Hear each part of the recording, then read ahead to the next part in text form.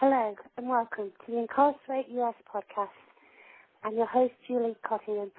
Today I'm speaking to a couple engaged to be married. She is Ms. Shantae Adams, a prison reform advocate, and he is Mr. Byran Adams, a wrongfully convicted prisoner who is currently serving time in the Maryland State Prison. Hello to you both. Hello, how are you? Hello, hi. Thank you for taking the time to talk to us. I have some questions. I'd like to get your perspective on some of the components of mass incarceration in America. But before we get there, let's talk about some of the struggles that you face being the fiancé of an incarcerated man. There are millions of people across the country that have a spouse incarcerated and thousands of wrongfully convicted. How would you describe seeing someone you love being wrongfully convicted in prison? I'll date back to like when I first went to see him. First time I saw him, it was like he was in a room and there was like a cement wall and glass in between us, and the guard like locked the door behind him, and it was just him and I was like, it was like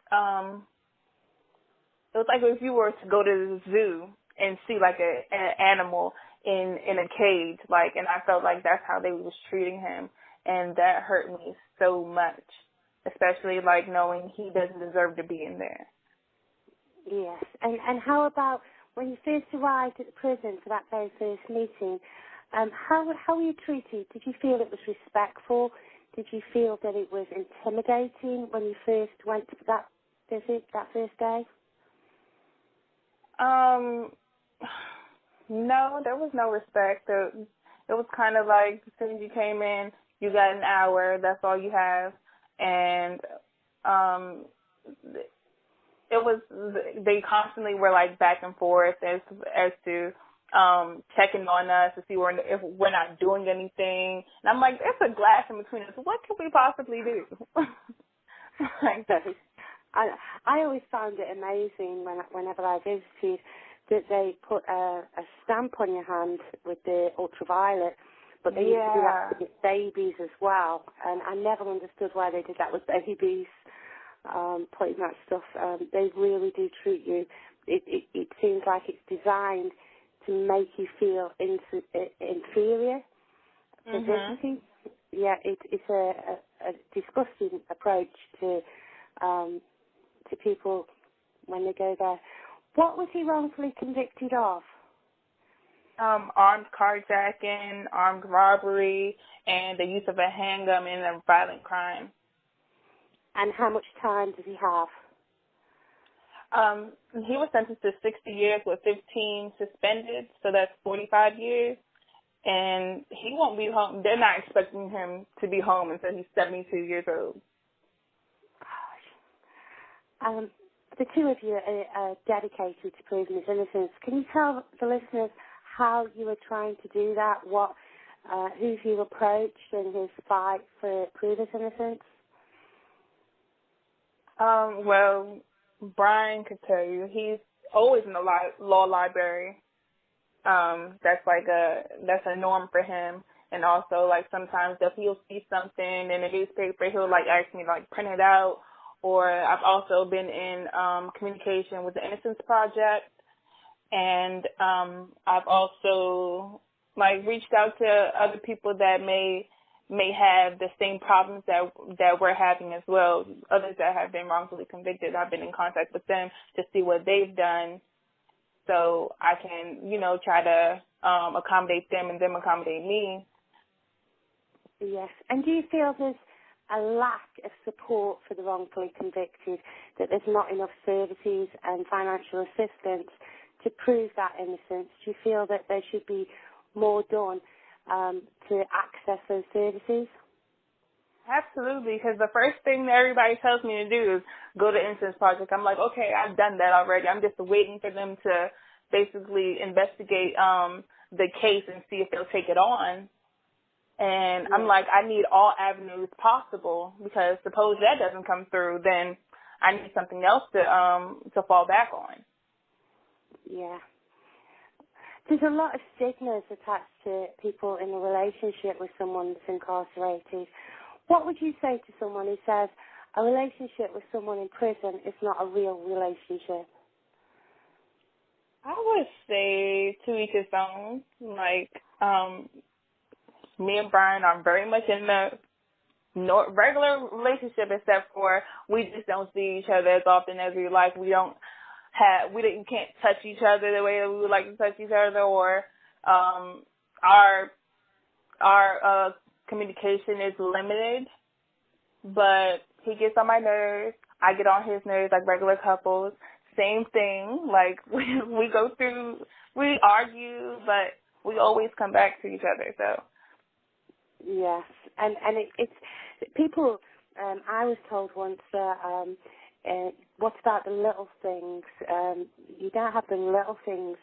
And my response to somebody was, well, they didn't keep your relationship together. You know. I think there's a stronger bond when a couple are going through an experience that's so difficult and so intense.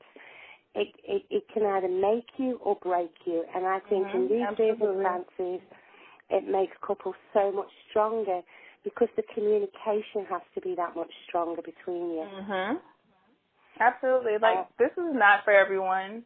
Everybody is not built to, deal with this kind of situation, but I'm very much dedicated to my husband and vice versa.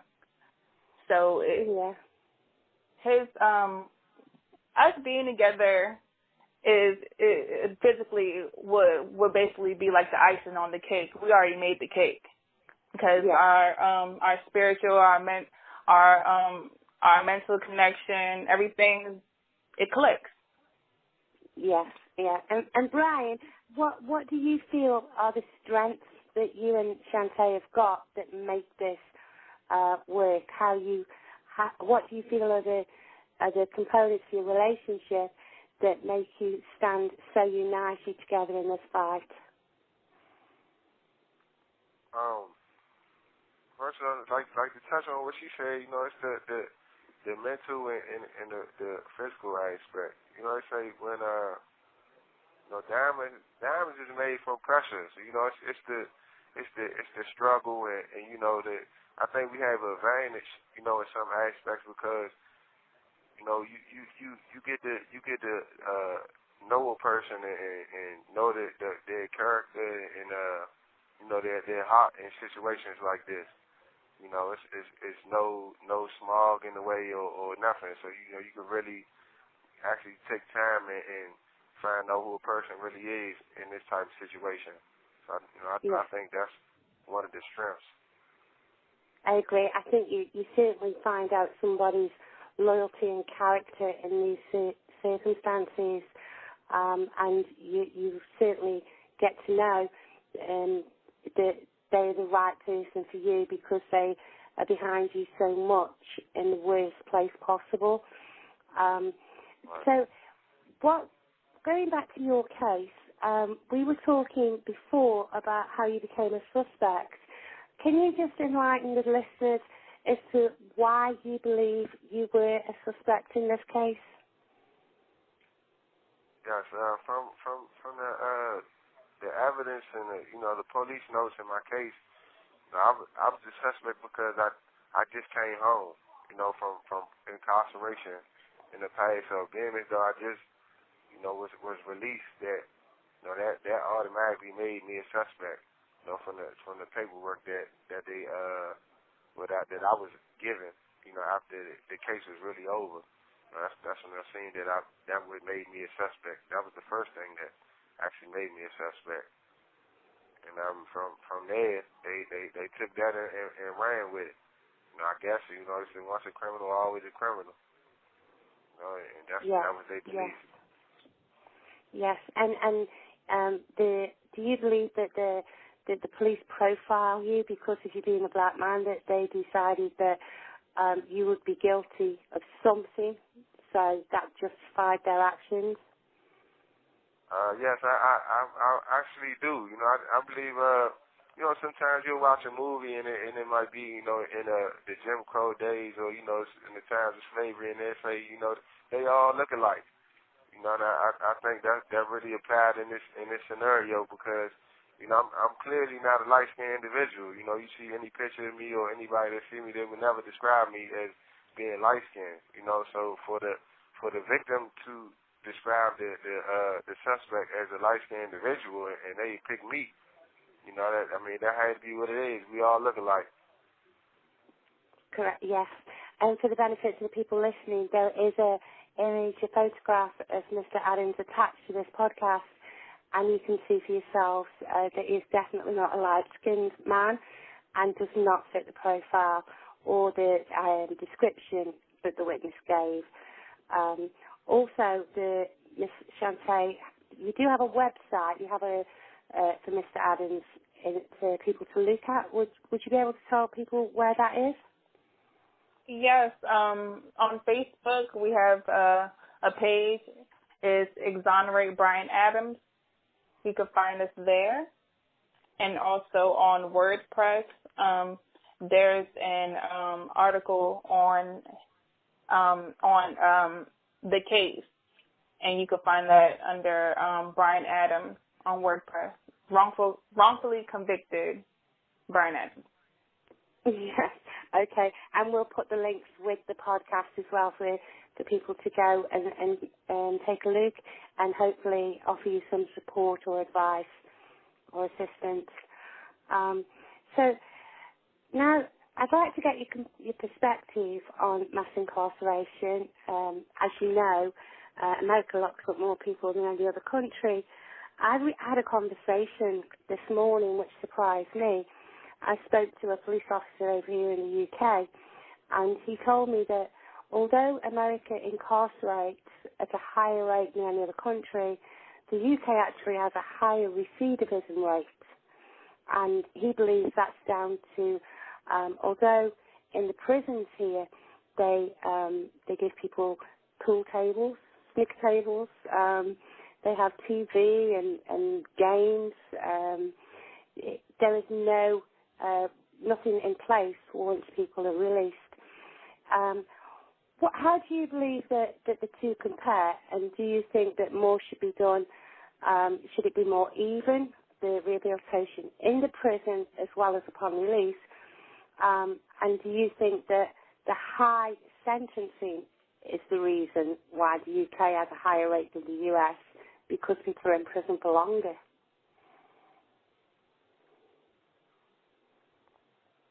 Is it what you was asking me that? Yes, sorry, Brian. Do you think that the sentencing in the US is so long and so harsh that the reason other countries have a higher reoffending rate is because their sentencing is less? I say, any time that you put in a situation like this and you don't have no skills to evolve, all you going to do, it's either two ways in life. You going to progress or you going to degress. And you put a person in a situation where it's no room for them to progress, you destined for failure.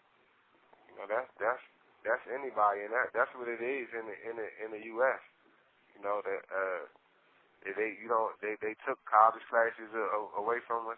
The vocational class, like the prison I'm in right now, it's a maximum security prison, and 85% of jail is maximum security. They have vocational classes, and they won't even let us get into vocational classes. You have to feed the brain. Your body's like a car. You constantly got to put fuel in the car to keep it moving. So we have to be able to obtain something and lock on to something, or any person that's just doing or just have a whole bunch of leisure time, you're going to get in trouble. So knowledge is definitely the key. So if you're not going to if you're not helping, if you're not part of the solution, then you're the problem. That's correct. I agree with you. Say about that. I agree with you. I think that more attention is put on sentencing and incarceration, then people consider what happens once you've incarcerated these people. You just, I believe the expression is warehousing. That people are sentenced and they just expect you to sit there, not to be the rehabilitation that correction is supposed to be about. Seems to have got lost along the way. What do you believe would change that? What do you feel would benefit people in a more significant way being in prison? What programs do you think are primary? What would be the most important? I think I would think classes like maybe I don't know if I'm saying it right, but I would guess it'd be like literature. Maybe that's like to help people write and read, to help them read a little better. Because a lot of people in here, all the time that you have to do is dream. So a lot of people they good. They can write books and plays and things of that sort. But you have to help people expand their mind. Just see, a lot of people need the natural. The basic necessities. A lot of people can't really read or write too much. And they're ashamed to let a person know that, so the next best thing to do is turn it to breaking some type of law, so the education aspect is major. You got to put people in a position to progress, and in the beginning of time, when it was cavemen, they learn how to be carpenters, to do masonry, things of that sort, the basic necessities that you can go out here and progress in the world. Without these things, it's detrimental to your health. These are the type of things that we need in this situation, because it's a lot of people like me, for instance. Inshallah, I'm gonna give my time back. So I give my time back. I would like to have, I would like to be armed with these things. As far as when I say armed, these educational areas or these aspects. So when I go out here in society and get a job, what I'm saying, or go talk to this boss for this job, that I'm gonna be equipped for the job. They had no reason to tell me no. But that's not what they doing up here. No, because while you're fighting your wrongful conviction, you're kind of in a limbo. So if you could at least have access to these programs and these educational courses, then it would be at least something that would be of benefit for you to when you come home, instead of once you have been proven innocent, that you go back out there and you've lost this time completely. There should be some kind of programs in place. I agree with that very much. So if you were to put programs in place, do you think that a lot of people would attend? Do you think they would take advantage of these programs? Absolutely. I think it would be a majority of the population would go to the programs. Yes, I think so too. Okay, so what was the next question? So, I'm sorry, I lost my place. So now, with your position at the moment, where you're looking at your case and you're fighting it very, very determinately, if you could go back now to the courtroom and or at the time that you were arrested, do you think that you know more now than you did then? And do you think there is something that you would say to yourself that you would do differently? What would you say? What advice would you give to that younger self now in that same position? Yes, I know that I know more than I did now.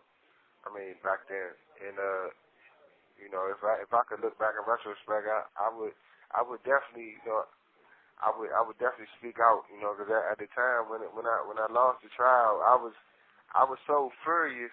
You know, I didn't want to say anything to nobody. You know, I just knew at the time if I say anything, I'm gonna say the wrong thing, and it'd be possible that I would never get back in this situation again. You know, so I didn't want to speak it. I was just trying to understand. Like I don't see how they've been in the same courtroom with me for all these days, and how they came up with this opinion. You know, but not at the time. You know, I would apply myself more. You know, I would have spoke to the judge directly during the trial. You know, let him know about things that I didn't like that my lawyer was doing. You know, and things that I thought you know, where they lied at.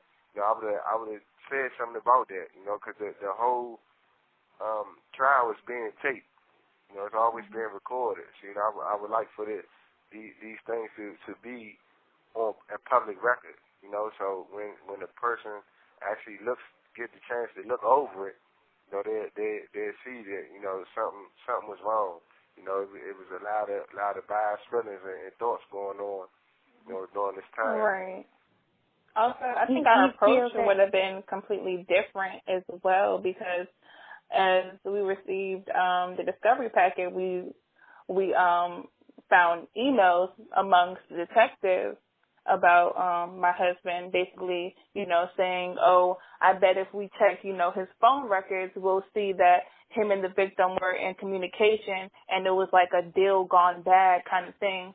But once they checked his phone records, they found nothing. So they basically disregarded that evidence and didn't bring it up in court. And I felt like at that point, my husband was already guilty before he stepped into that courtroom. Yeah. Had we known that, we would have went a different way about it. And there's certain things we didn't receive. We haven't received these prints that they say they found. Still have not seen those. Can you explain to the listeners about what you mean by the prints? There were other suspects in the case. There were other fingerprints, but what happened with those? Yes, there were other.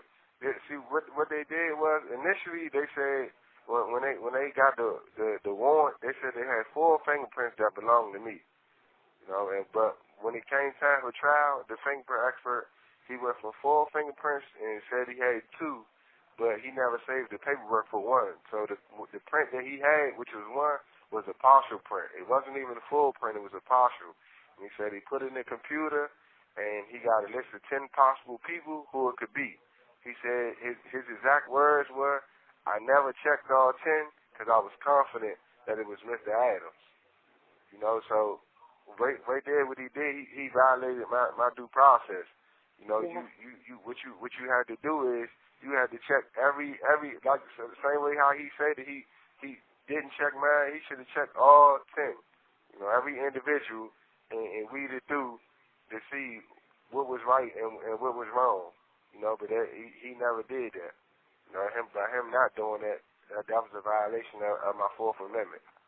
I think that also is a bit of arrogance at his belief that you were guilty, that was not a necessary thing to do, because he must have believed that other evidence would support his theory.